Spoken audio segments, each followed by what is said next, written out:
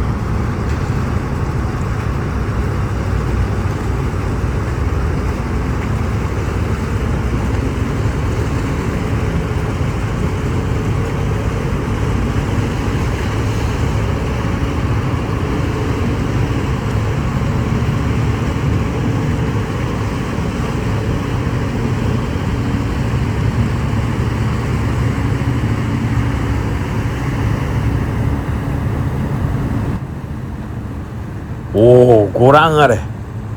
古高の前にクルーズフェリー極陽丸とスーパージェット商用丸が、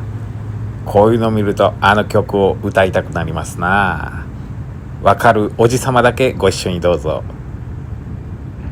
一隻より二隻がいいさ、二隻より三隻がいい、力も夢も